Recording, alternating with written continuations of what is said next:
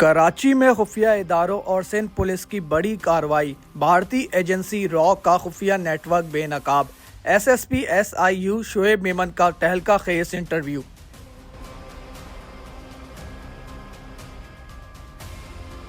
Thank you so much sir for your time. Sir, ये कल आपकी जानिब से एक बड़ा ऑपरेशन किया गया जिसमें आपने रॉ के 4 दहशतगर्दों को गिरफ्तार किया, तो सर इसकी डिटेल्स आप बताएं, किस तरह का ऑपरेशन था, कहाँ से इनको गिरफ्तार किया, पूरा मामला क्या था?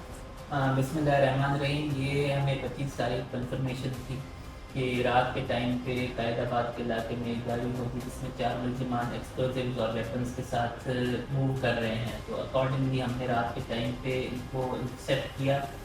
इनको गिरफ्तार करने के बाद इनकी कस्टडी से एक्सप्लोजिव्स और वेपन्स बरामद हुए। एक्सप्लोजिव्स में कुछ एक्सप्लोजिव मटीरियल था, ग्रेनेड्स थे, और वेपन्स में लॉन्ग मिसाइल्स भी थे और हैंडगन्स भी थी।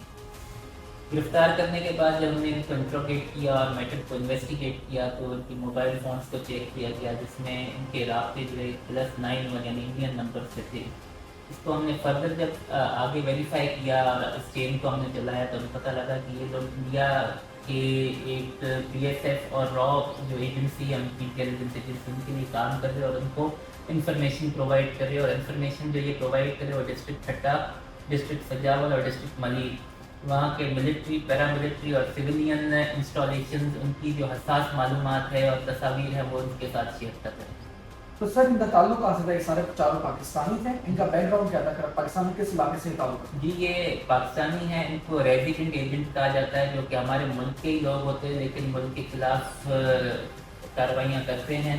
और इनका ताल्लुक डिस्ट्रिक्ट सजावन के ताल्लुका जाति से इनका ताल्लुक है, और पेशे से ये लोग फिशरमैन हैं, माहीगीरी का काम करते हैं। और माहीगीरा काम करते करते इनका, क्योंकि हमारा समुद्री जो बॉर्डर है उसकी डिमार्केशन प्रॉपर नहीं है तो उसके अंदर वो एंटर करके चले जाते हैं इंडिया में, और वहाँ पर इनका राब्ता BSF के कर्नल रंजीत से हो गया जिसको ये बॉस के नाम से मुखातिब करते थे। और उसके बाद मुख्तलिफ औकात में ये जाते रहे इंडिया 2009 से लेके अब तक, और जो हमारी इंफॉर्मेशन है वो लीक करते रहे हैं दुश्मन एजेंसी। तो सर इसमें पूरे आपने जब आपने इनकी इंटेरोगेशन की तो सर अब तक क्या पता चला इनके साथ मजीद कितने लोग इन्वॉल्व थे, क्या उनके खिलाफ भी कार्रवाई की जा रही है? अभी तक जो हमसे जो हमारी इन्वेस्टिगेशन में ये 4 लोग मुलविस थे, लेकिन फर्दर हमारी इन्वेस्टिगेशन जारी है कि इनको अगर कोई लोकल सपोर्ट या किसी और लोगों से सपोर्ट मिल रहा है या कराची के अंदर कोई सपोर्ट मिल रहा है तो जो भी फर्दर इन्वेस्टिगेशन में के सामने आएंगे उसके हिसाब से कानूनी कार्रवाई होगी। तो सर अभी हमने देखा कि आपकी प्रेस कॉन्फ्रेंस में और जो दीगर प्रेस रिलीज सामने उसमें बताया गया है कि कोई बड़ा मनसूबा था इसी टाइप का अटैक करने का या महीर में कहीं पर अटैक करने का, तो सर इसके बारे में क्या मानना है? देखें, जो वेपन्स बरामद हुए हैं, जो एक्सप्लोजिव बरामद हुए हैं, उसमें से ऑब्वियसली ये कंक्लूजन ड्रॉ करना बहुत ही आसान है कि ये लोग किसी बड़ी कार्रवाई का प्लान कर रहे थे जिसके लिए ये लॉजिस्टिक्स जमा कर रहे थे, या प्रोबेबली इन्होंने अपना टारगेट भी आइडेंटिफाई कर लिया था।